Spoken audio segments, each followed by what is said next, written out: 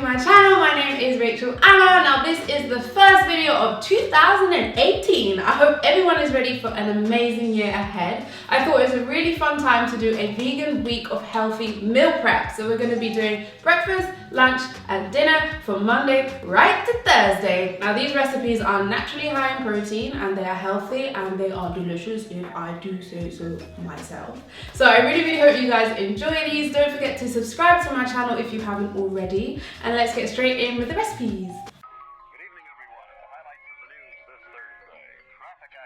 So first we're going to make some oats. If you guys have been watching my videos, you know I love starting my day with oats. So I've got 2 jars and 2 containers, so I'm just going to have 1 cup of oats for each of these jars and containers. And then for 2 of my containers, I'm going to add 1 tablespoon of almond butter. This is just to add a bit more protein and switch up the flavor a little bit. It gets nice and creamy and slightly nutty. And then I'm just going to pack these up. So you can do overnight oats. All you need to do is add 2 cups of almond milk to each of these jars or containers and put it in the fridge overnight, and then the next day you have overnight oats. Or you can just get a pan, put your oats in, put the milk in, heat it up, and you are good to go. So in mini containers here, I've got 1 tablespoon of flax seeds in 2 of the containers, and I've got 1 tablespoon of chia seeds in 2 of the containers, and I'm also adding a tablespoon of hemp seeds and some homemade granola. Now all the flax seeds, the hemp seeds, the chia seeds, they are full of your omegas, they're full of protein and a lot of good nutrients that are just going to feed your body. And obviously the blueberries are where your antioxidants can come in too. And then the other one, I've got some fresh strawberries, and I'm also going in with some fresh raspberries. These will really suit the almond butter porridge, like good pairing. Love it, absolutely love it. So I'm just going to pop the lids on and then I am good to go. A really good amount of different nutrients to get you started. So like I said before, you can even have it as hot porridge or you can have it as overnight oats. Either way, delicious, quick, easy and sorted. A good amount of protein, a good amount of fiber, and you can also add banana to this. So now we are making our quinoa salad. So first I've got 2 cups of quinoa to 4 cups of water. I'm going to bring it to a boil and then I'm going to leave it to simmer and cook slowly. So first I'm making my peanut sauce. So I've got a 1/3 cup of peanut butter. Now this is pure organic peanuts. There's nothing added, there's no sugars, there's no nasties. And then I'm just going to add a pinch of maple syrup, some tamari of course. And then I'm just going to be adding some hot water. The hot water will really infuse with the peanut butter so that it kind of melts down and mixes really well. I'm also adding some ginger here just to add a little bit more flavor. And then I'm just going to mix this all together. Now the idea with this is to keep adding warm water until you get the desired consistency that you want. I think in total I added about 1/3 or 1/2 a cup of warm water to this to get the consistency that I wanted. And then you just keep mixing it up. Then you have a really easy, simple peanut sauce. And then the second sauce that I'm going to make is a tahini. So first I'm just adding tahini. So if you're not a fan of nuts, try tahini. It's a lot lighter. It's not as nutty as peanut butters. And in general, it's really tasty. So I'm squeezing some lemon juice and then I am adding some water and some maple syrup. And it's that simple. And you just mix it together. You can add some salt and pepper at this point as well. And then you get a really nice tahini dressing.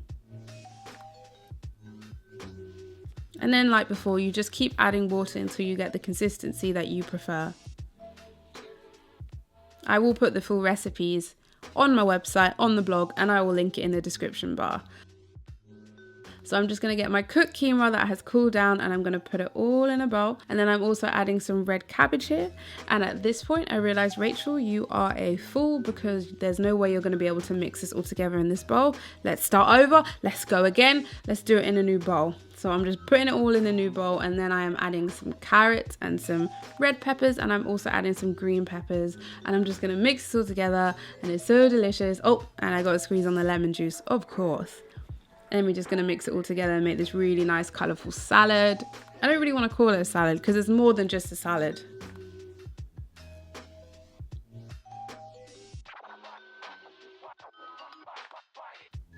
And then I'm just putting it in these little containers. I will link these containers down below if anyone's interested in getting something similar.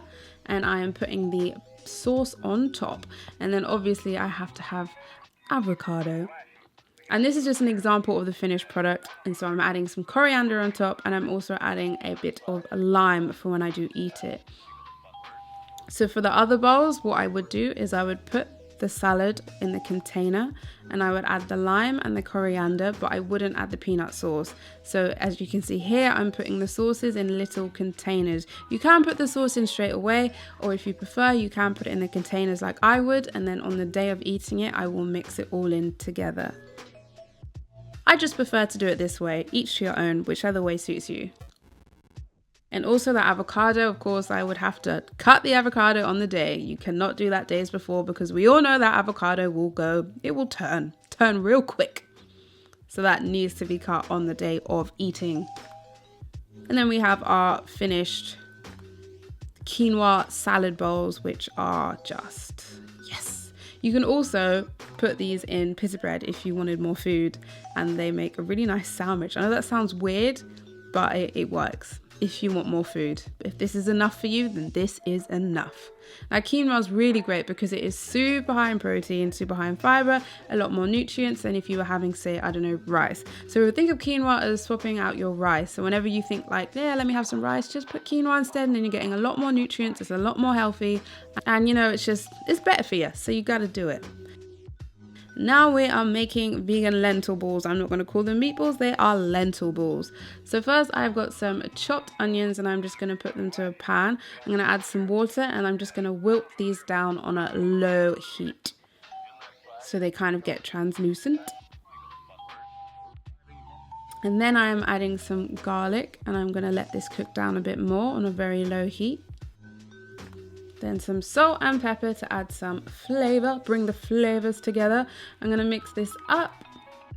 So now I'm just adding 3 cans of organic plum tomatoes, and then you're just going to mix this all together. Now, the longer you cook this for, the more the acidity leaves and the sweetness arrives. So if you're trying to be quick, you can add maple or agave to this to sweeten it up. If you can leave it to cook on a low heat for 40 minutes or so, then a lot of the acidity will leave and the sweetness will come out, so you're good to go. So in a separate pan, I have chopped up another red onion, and I'm just going to cook this down. This is where we make our lentil balls. And I'm adding some water so that I can cook this down. You can use oil if you want to use oil. It is up to you, each to your own. Then I've added my chopped shiitake mushrooms, and I'm just going to mix it all together and cook it down. So now I'm just going to mix it all together so it cooks and browns nicely.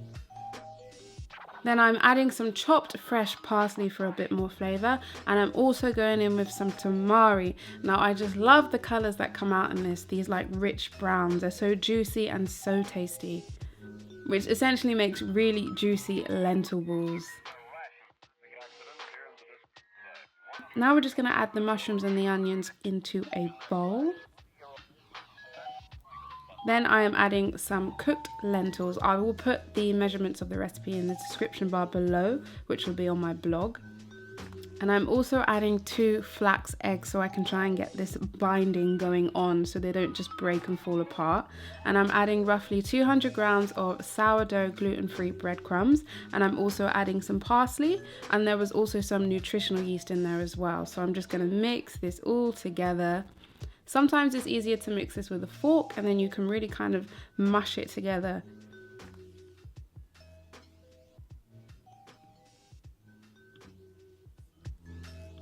And then finally, I'm going to make my lentil balls. Now, this would be kind of easier if you had those ice cream spoons. I'm not sure what you call them, but I don't. So I'm just going to make little lentil balls. Now, I like to keep them nice and small personally. I just find them more fun that way. I'm just squishing and patting them down into balls. Now there are 2 ways to cook this. You can put this in an oven for 10 to 15 minutes and it won't dry out, or you can fry them in a pan with some oil. Now it's up to you. They obviously come out very slightly different. If you use the oil, then you've got that kind of crispier outer layer. If you put them in the oven, they're just very slightly different. So it depends if you're avoiding oil or not. One option slightly healthier, obviously throwing them in the oven. I've done it both ways so I could kind of show you the visual difference, but either way they still taste really tasty. Now to finish off my tomato sauce, I'm adding basil right at the end so I can kind of keep the basil flavors alive. So I just cook it down for an extra few minutes or so, and then it is completely finished. Now to serve, I have got two types of pasta. We've got courgette pasta and we've got whole wheat pasta. Obviously the courgette pasta is a healthier option and a healthier choice to choose.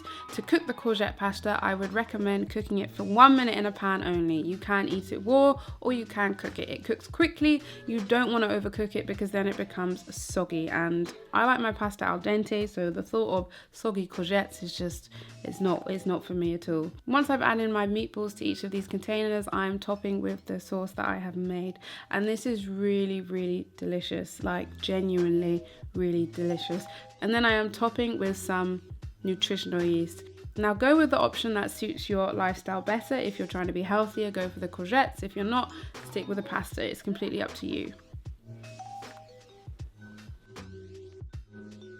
Thank you so much for watching this video. I really hope you guys enjoyed these recipes. What I will say, especially for new vegans, if you're cutting out meat, thankfully, you're not getting the fat and the protein from the meat, which is a good thing. You're gonna need to swap it out with some plant-based alternatives. That means you're gonna need to eat a lot more. I recommend snacking in between your meals. I do have an episode on 5 smoothies that I like at the minute. Smoothies are a great way to get some extra nutrients and food in your system to keep you fuller for longer. So I recommend doing that. Pick up some nuts, pick up some snacks here and there, some healthy snacks. That is one of my tips for any new vegans out there. Make sure you're getting enough food in the system. So I really hope you guys enjoyed this video.